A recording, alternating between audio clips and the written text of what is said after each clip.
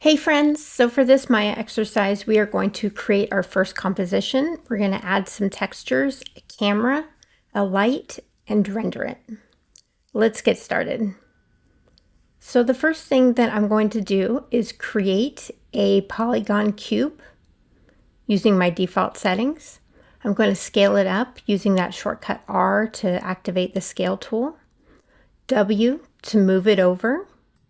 And then I'm going to use my first shortcut, which is Command and D to duplicate the cube. I could also press Shift and click on one of these arrows to duplicate the cube as well. And then finally, for this third cube, I'm going to smooth it by going to Mesh and Smooth. I'm going to turn on my wireframe on shaded so I can see all my vertices and edges. I'm going to use my modeling toolkit to select by vertices and then click and drag to grab all these top vertices and scale it flat. So I'm making my first cylinder. Do the same thing with the bottom vertices. Use that top scale to scale it in one direction and then grab these center vertices and then scale them in. And finally, since this is my cylinder, I'm going to use the multi-cut tool, hold down Control, click and drag to create holding edges for the cylinder so it looks a little bit more like a cylinder. Okay, so now I'm just going to go back to Object Select, Shift and drag on one of those arrows to clone. All right, next cube, I'm going to smooth this one too and just press the number 3 to the shortcut for smooth preview and just scale it up.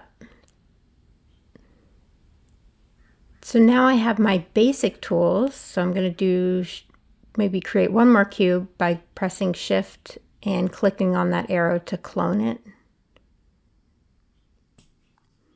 And then finally, I'm going to scale up this cube by using my one direction. So scale is R, use the one direction scale to scale it up. And then I'm going to use this floating plane, the 2 direction scale, to scale it down. So I have kind of like a twizzle stick.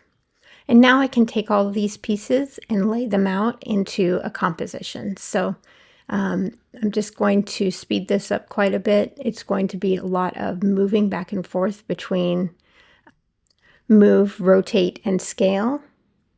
So the faster you get accustomed to those shortcuts, the faster you'll be able to switch back and forth between all of the different tools.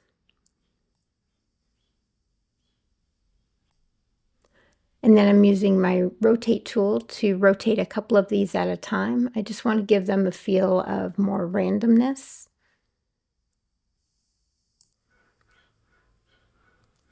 All right, so I'm just again pressing Shift and clicking on the arrows to clone these pieces and then just move them around.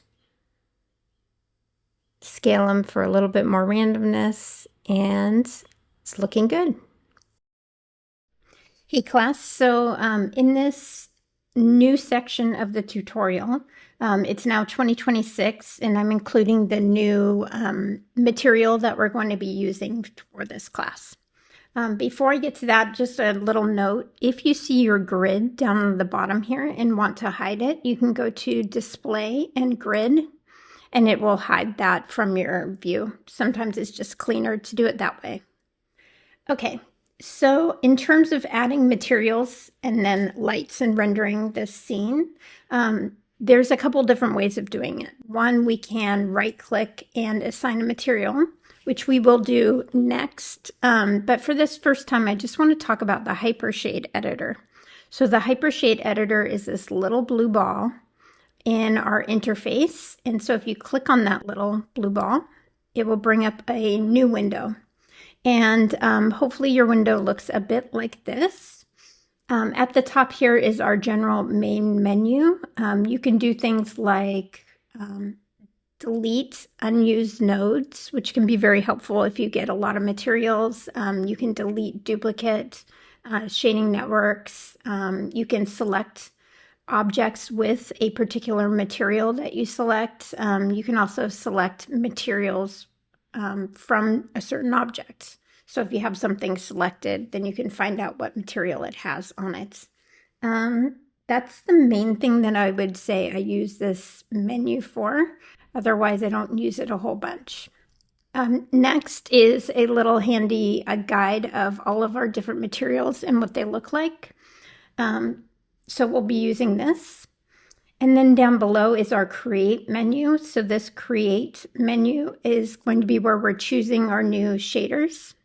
In the middle is our nodes. And then on the right-hand side is a material viewer. So this gives us an indication of how our material looks in real life or rendered life.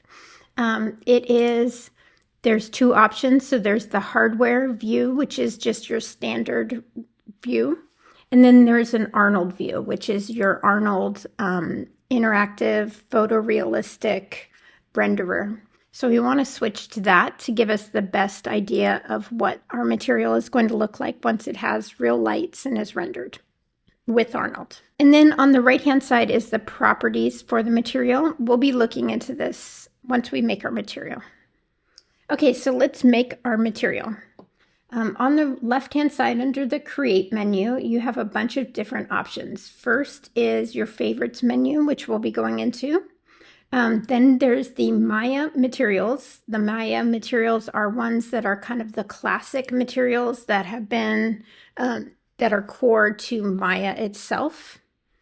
And then there are the Arnold materials. Arnold is a renderer that has been in place, I think, for over 10 years. But it's not the only renderer out there. So there's things like Redshift, Pixar's RenderMan.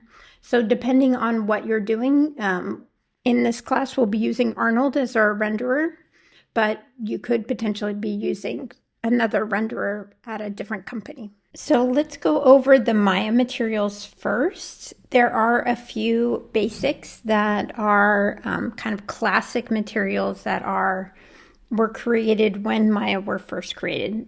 The big one is Lambert. So let's click on Maya and then click on Lambert. What I love about Lambert, it is the most simple material. All it has is color, transparency, and then potential incandescence if you want it to have some light on it. And then it can additionally have some bump mapping. So this is like texturing. But on the whole, it is a very basic material that is beautiful. So the fact that it has no specular or no shininess at all to it makes it awesome. So let's do one Lambert color. So I'm going to go here and we're going to change Lambert 2 to give this a name. You'll notice that this starts at Lambert 2, and that's because by default, every material that comes into Maya starts as a Lambert 1. And you should not change that default Lambert 1 material. That material will change everything that is made and created after it. So leave Lambert 1 alone and always make your own Lambert if that's what you want. So let's change Lambert 2, and I'm just going to call this, I'm going to call it orange. And let's click on our properties. So you'll notice this is a very simple menu down here. There is a button for the colors, or this is the color. You can scroll through and change the colors. I think it's just going to give you like a light to dark gray. Or if you click on this color box, it will pop up a menu if you click once on it.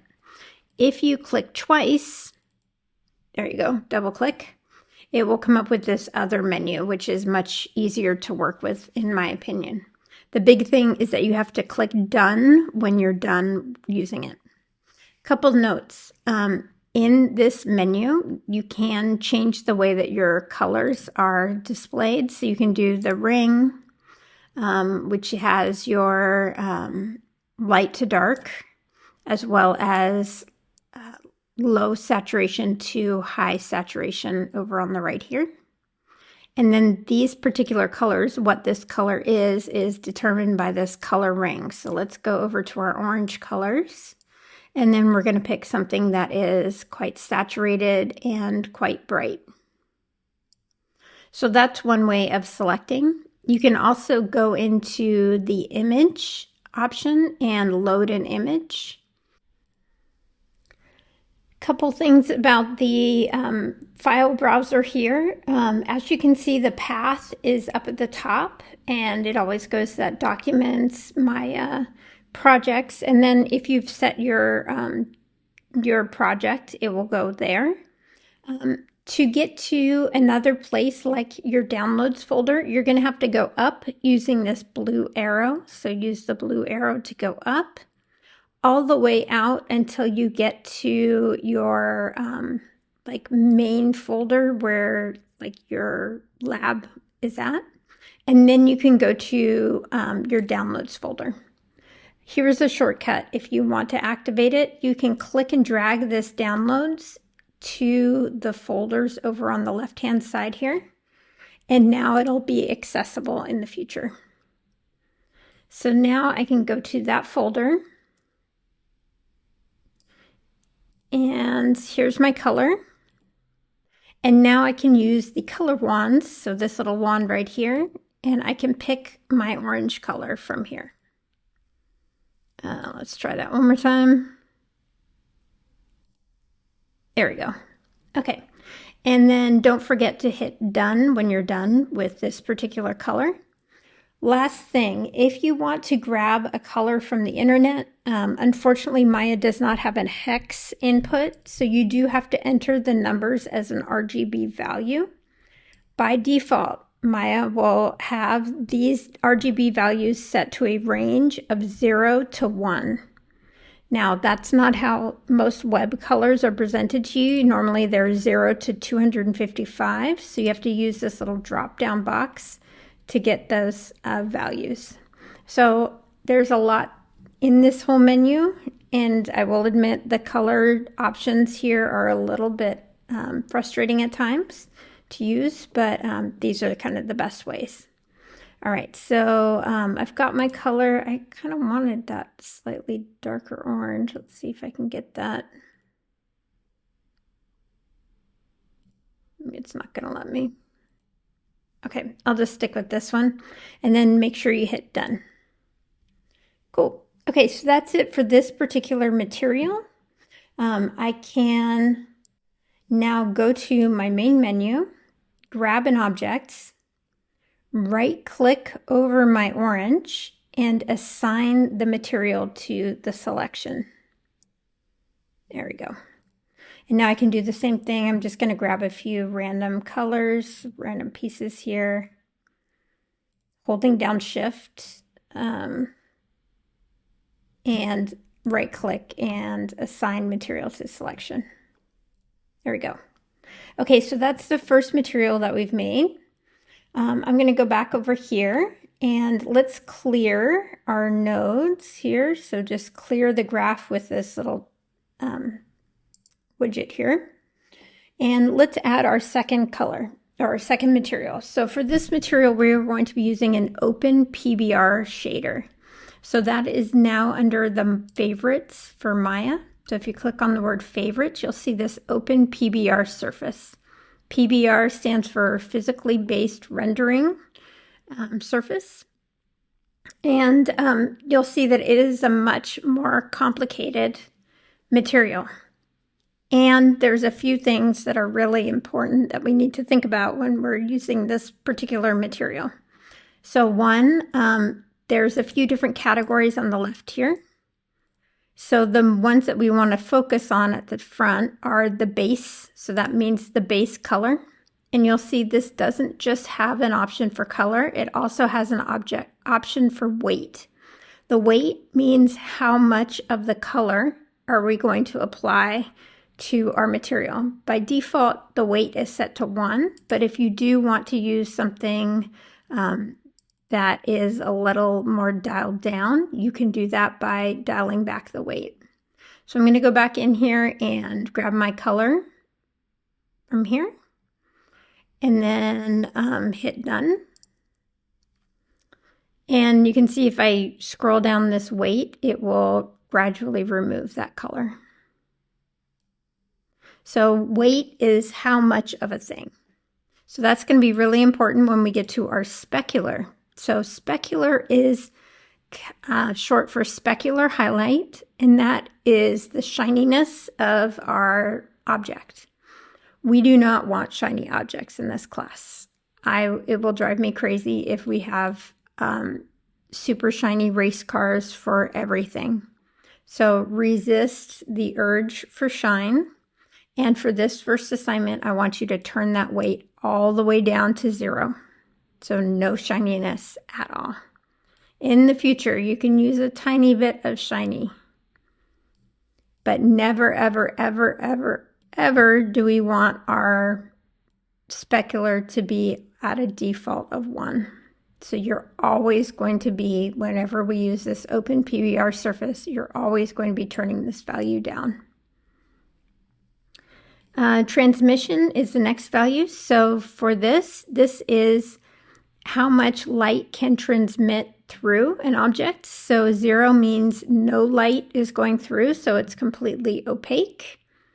At the top value of 1, that means it is completely transparent.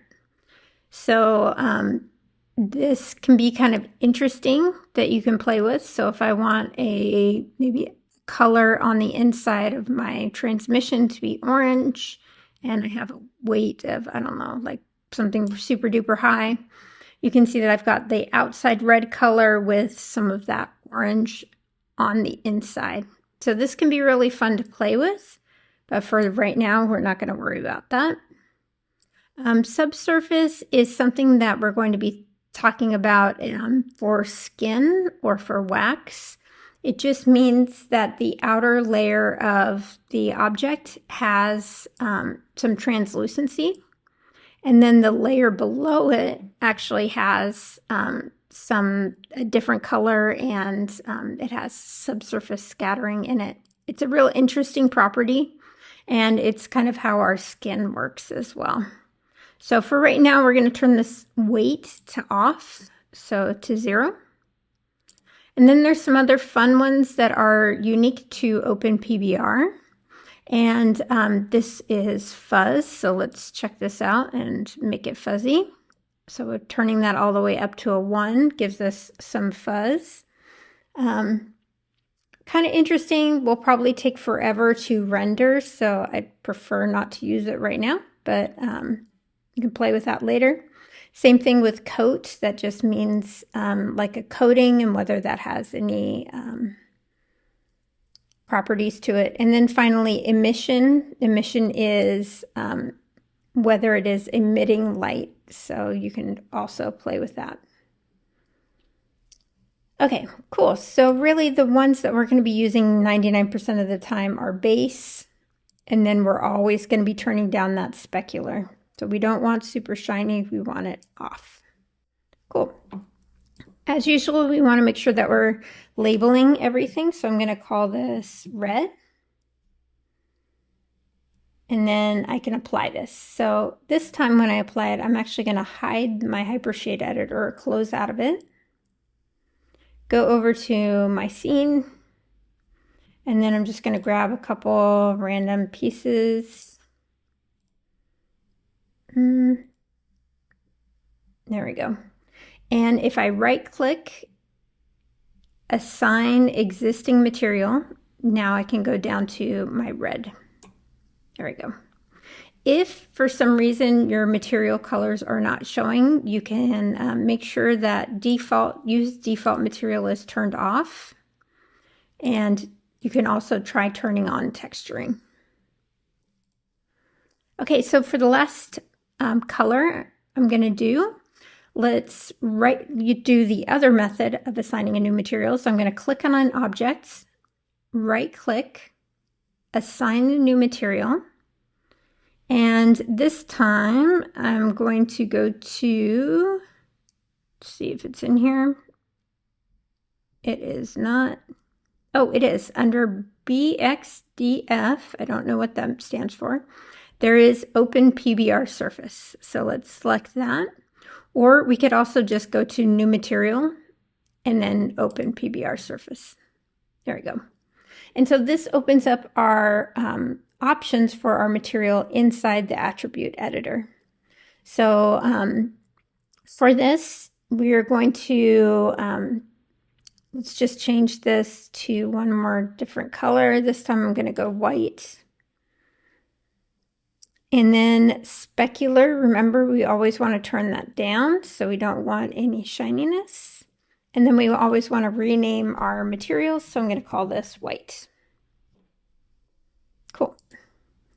Okay, so for that white, I'm going to apply it all over.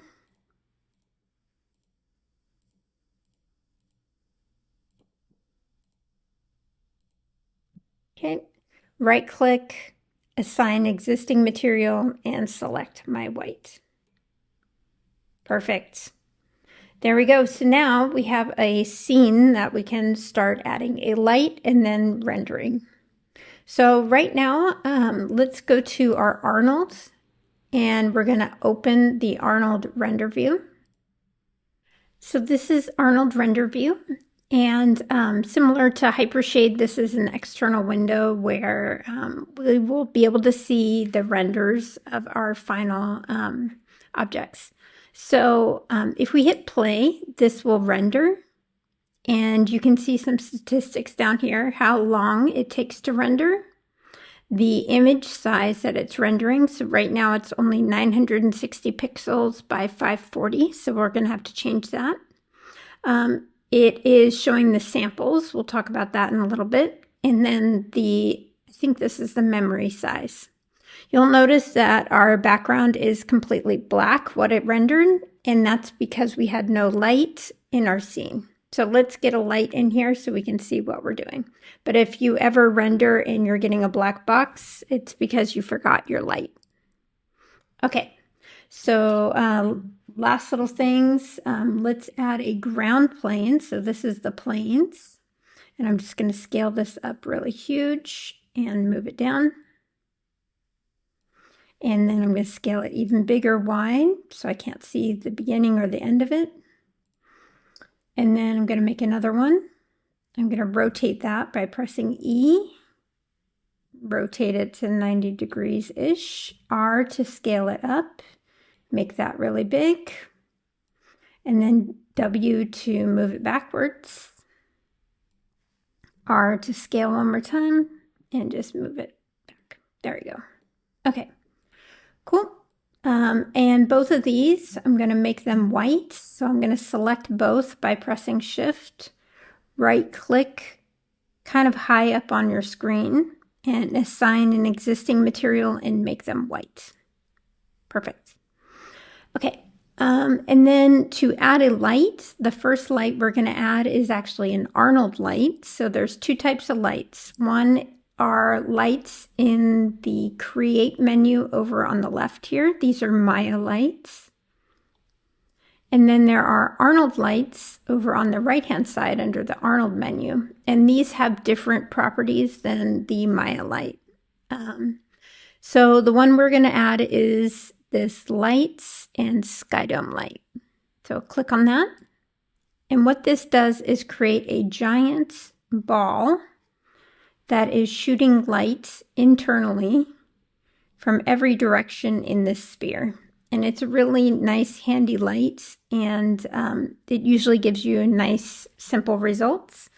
Some of the values in the light, so since I have my attribute editor active, you can change the color of this light. You can change its intensity, so that's its brightness.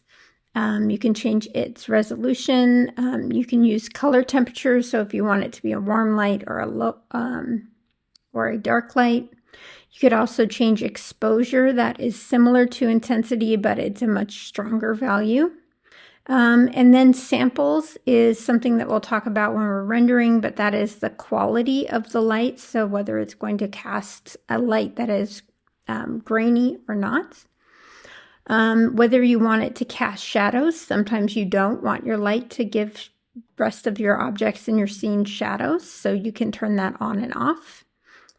And you can also change the color of your shadows. All right. Let's see, a few more things. If you don't want your light visible to the camera, you can also turn that on and off.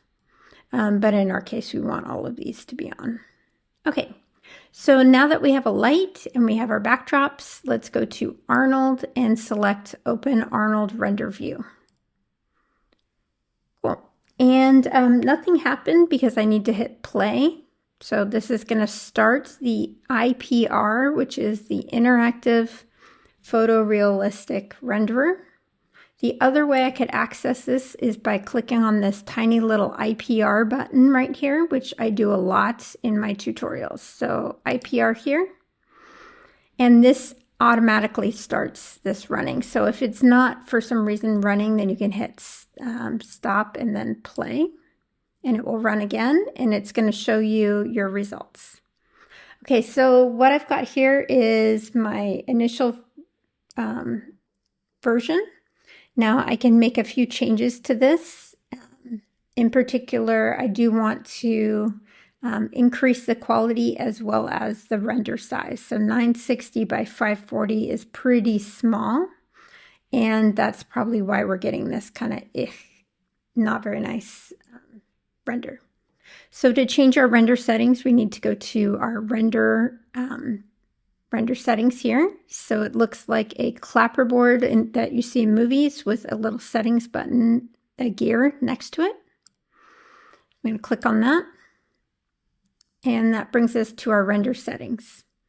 So a few things that we always have to change no matter what it is. Every time we make a new file, we have to change these settings. So our image format, we want to do JPEG rather than EXR, which is a higher quality but not as useful.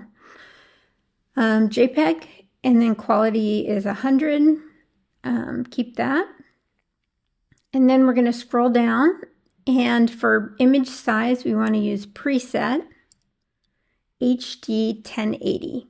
So it actually gives us a width of 1920 by 1080 pixels. And that is at a screen resolution of 72 pixels per inch.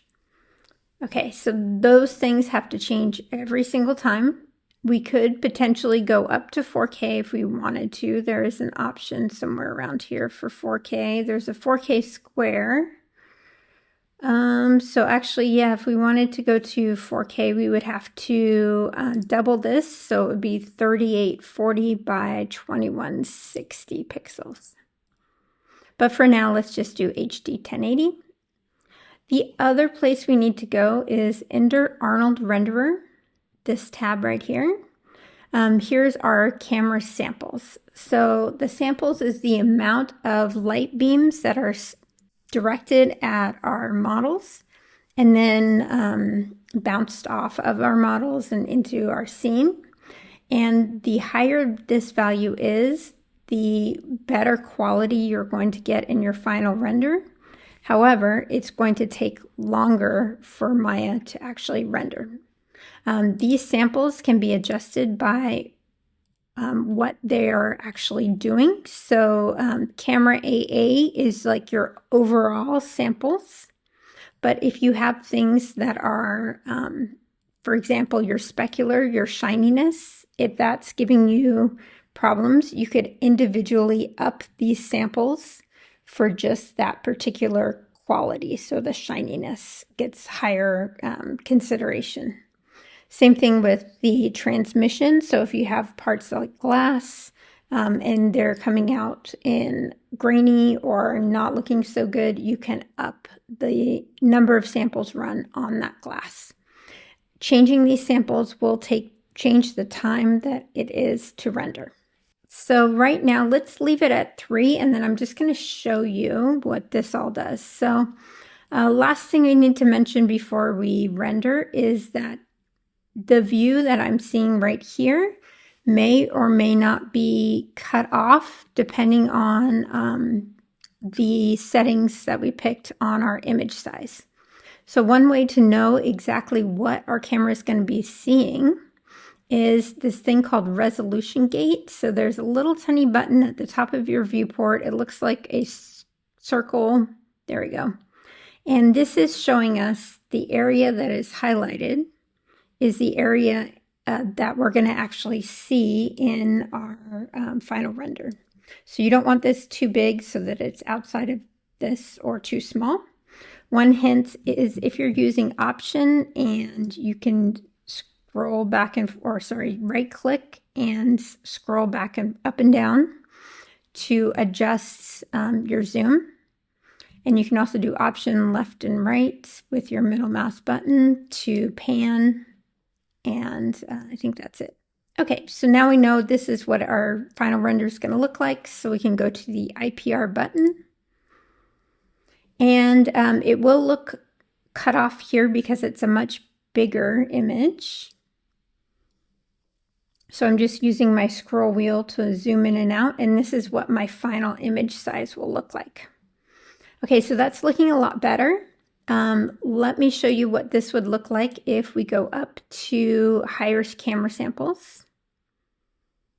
So I'm going to go all the way up to 6. It's going to take longer to render.